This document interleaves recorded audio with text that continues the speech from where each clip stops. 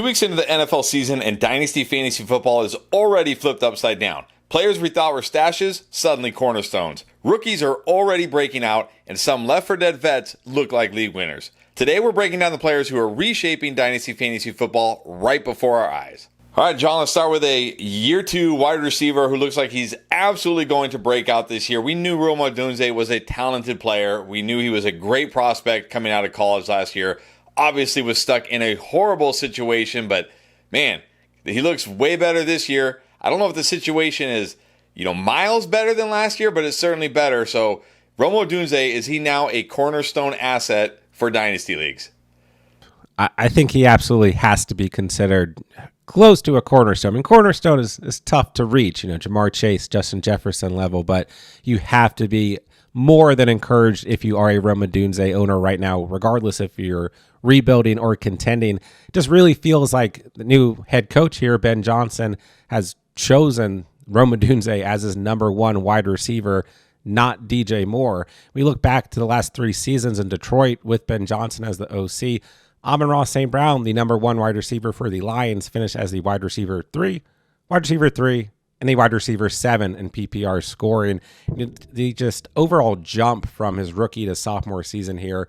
I know it's only been 2 weeks, but you have to feel great about it. He's number 1 in route participation so far on the season amongst all wide receivers. Number 2 in red zone target share, tied for number 1 amongst all wide receivers for most touchdowns scored. Once again, this jump, it's a short sample size, but you have to be so encouraged. We all knew how good of a prospect Rome Odunze was coming out of college. The only prospect to ever have all green across the board on his reception perception chart. We knew the talent was there, and he said, the situation might not be miles better.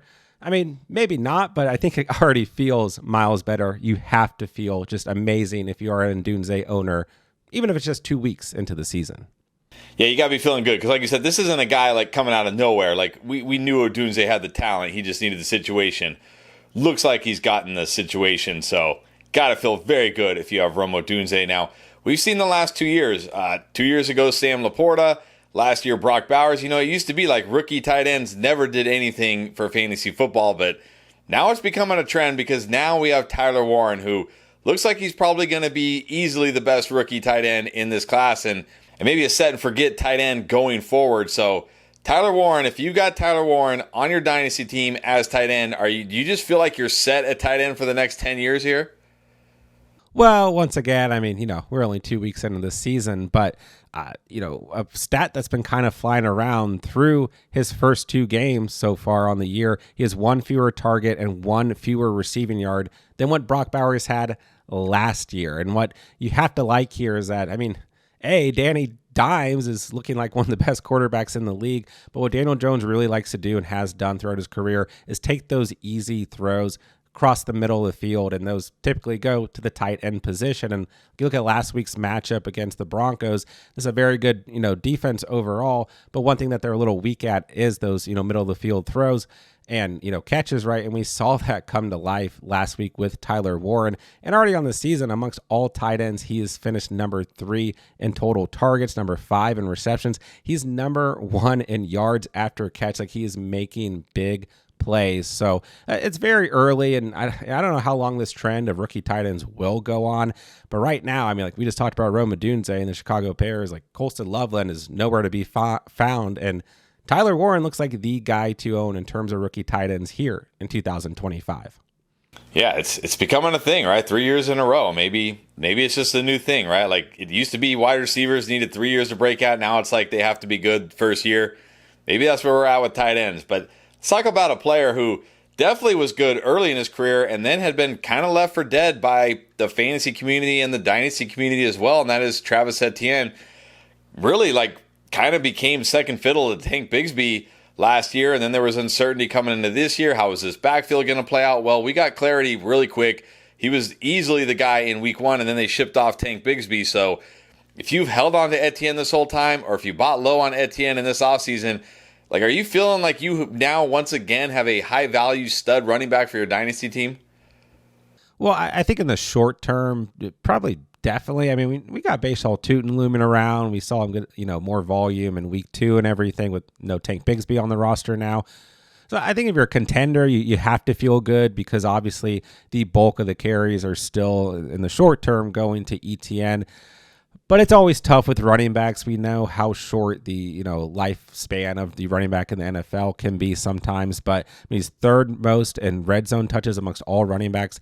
But what I've liked the most out of ETN thus far on the season, because he actually hasn't found the end zone that often, is that he is creating a lot of yards after contact. Number 2 in total rushing yards. Number 3 in explosive runs. Number 2 in breakaway runs, and number 4 in yards per touch. So he's actually doing stuff with the football in his hands, which is what you want to see out of a running back who has a bit of a bumpy career, like you said. I mean, didn't play in his rookie season, then was good enough in his sophomore season, then really good in his third year, then last year disappeared. So I think you can feel good if you own ETN, but this is still kind of a murky situation, especially with Baseball Tootin looming around. But if you're a contender, you own ETN, that's definitely a good spot to be in.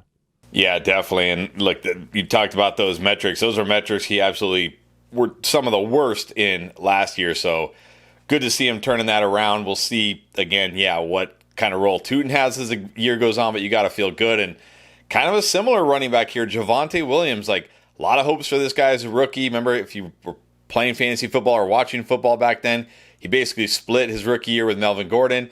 Going into year 2, people thought this is it. Then he tore his ACL, has struggled the last couple of years, but he looks like kind of the guy we expected to see now that he's in Dallas. Running hard, looks good, catching passes.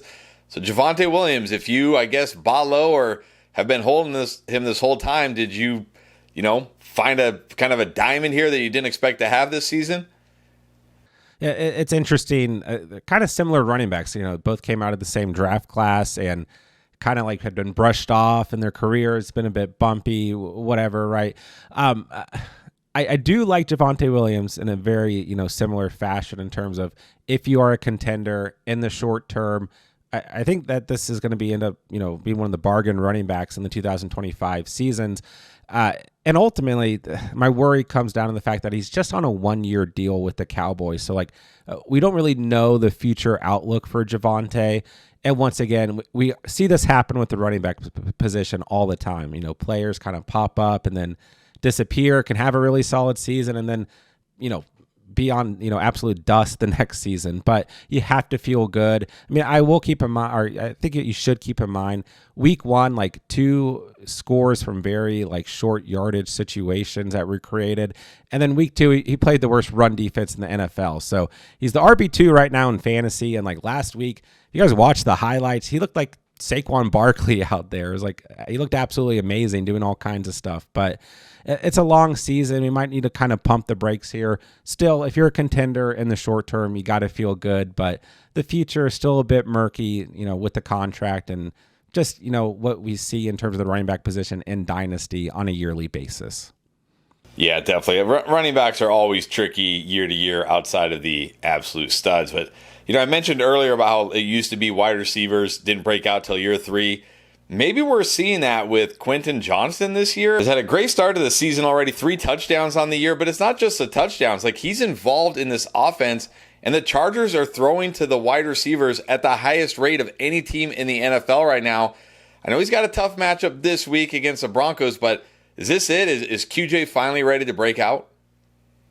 Well, I think that's one of the main points here is it's a Greg Roman offense, and it feels like they're not even running the football at all. But I think a big thing here is it's really beneficial for Ladd McConkey and Keenan Allen to both be on the field. It's just opened up a lot of big plays and those scoring opportunities for Quentin Johnston, as opposed to just playing with Ladd McConkey in 2024. But, in dynasty circles and in dynasty leagues I'm in, I have actually considered Quentin Johnston a really strong buy low candidate for the past year, because you looked at last year, while there were a lot of bumps and he was kind of a meme type player that people like to brush off, still had 8 touchdowns, still had good chemistry with Justin Herbert, in the red zone, still had over 700 receiving yards off of just 55 catches, was still a top 40 fantasy wide receiver last year. But I get it. The writing on the wall with rookies like Trey Harris and Keandre Lambert-Smith this offseason didn't feel good. The Keenan Allen added, but hey, it's happening. Sometimes when production's there, you just can't deny it. So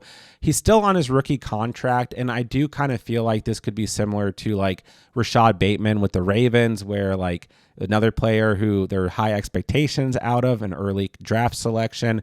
Nothing was really happening, and then enough happened that he did get a contract with the team. I could see that easily happening with Quentin Johnston, and he's kind of a role type player. He's never going to be that true like first round draft selection player, I don't think, but he could have a big role, be a good flex option. If you bought low or you held on to Quentin Johnston, I think you should feel good right now. As long as he's tied to Justin Herbert, I'd be happy if I'm a Quentin Johnston owner.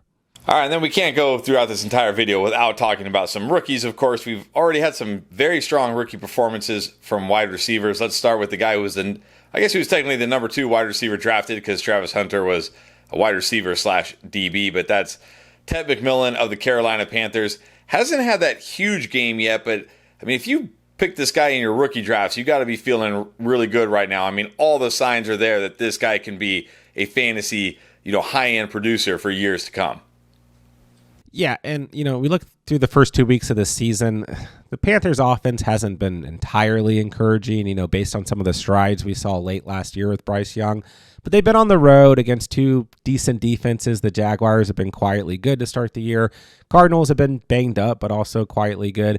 It doesn't get much better at home this week against the Falcons, but then it gets a lot softer. They get New England, Miami, Dallas, the Jets. So I do think all the signs are there. Like you said, he has ran the 3rd most routes amongst all wide receivers. And sometimes when it comes to rookies, early in their career, all you can really look for is just usage, and he is the true number 1 target in this offense, and that's not going to change anytime soon. This Dave Canales offense, they do like to utilize a slot wide receiver. We have seen that with Hunter Renfrow coming to life, at least in the past week, but ultimately, T-Mac is drawing 9+ targets in each game so far on the season. You have to be encouraged with that. In PPR, he's at least getting you double digits through the first 2 weeks of the season, and I just don't really see that changing anytime soon. Even if Bryce Young continues to have, the struggles he's having, at least T-Mac is going to be the number 1 target. And like I said, right now, I think that's all you can ask for. You have to be encouraged. The usage is there, and definitely these signs of more and more upside coming are definitely there as well. Yeah, and you talk about the matchup this week, but look, AJ Terrell dealing with that hamstring injury may not play. I think this could be a sneaky good spot for T-Mac. But the rookie wide receiver who's actually been the best as far as fantasy goes, it's been Emeka Egbuka over there in Tampa Bay. Now, when he was drafted, people were like, what are they doing? They have Godwin, they have Evans. Well, they obviously knew what they were doing because he's a talented player, but also Godwin still sounds like he's weeks away. So knowing that Evans still there, although, we don't know for how much longer, knowing that Godwin is coming back, can Egbuka keep doing this all year long? Well, all year long might be tough to say because, don't forget, we also have, Jalen McMillan returning at some point, like you touched on Godwin returning at such a point. But I think in the short term, you look at the schedule. They get the Jets this week. Sauce Gardner is going to be on Mike Evans. They get Philly next week. Once again, that defensive pressure is going to be applied to Mike Evans. They get Seattle. These are some tough, number 1 wide receiver type matchups. But Emeka Egbuka is really, really benefiting from that defensive pressure being applied to Mike Evans here early in the season. He only has 4 catches in each of the first 2 games of the season, but so far has scored 3 touchdowns. So you have to feel good. The usage is going to be there. And I do think there could be some bumps this season when Godwin returns or maybe even when McMillan. He's clearly ahead of McMillan, don't get me wrong, but could be some bumps this year still just because this is an offense that likes to spread the football around. But Egbuka is the upside player in this offense. You can't deny that. This is a player who could be the true number 1 wide receiver on this team as early as next year, if not the following year. So if you own Egbuka, I don't know if the breakout, per se is even here yet. I think that his ceiling won't be reached this year. You have to be heavily, heavily encouraged if you're an Egbuka owner, whether you're rebuilding or contending. Yeah, I agree. We already knew this guy was uber talented, and the situation could even get better for him down the road, right, if they move on from Godwin or Evans at some point. So you got to feel good. But really, if you got any of those players, you should be feeling pretty good. These guys are looking like absolute studs for fantasy who might change the landscape of Dynasty fantasy football in 2025. And if you're checking us out for the first time, make sure you hit that subscribe button. If you liked what you saw, give us a like on this video. If you want to check out some more videos that we have for you, Dynasty content, check out our playlist right here.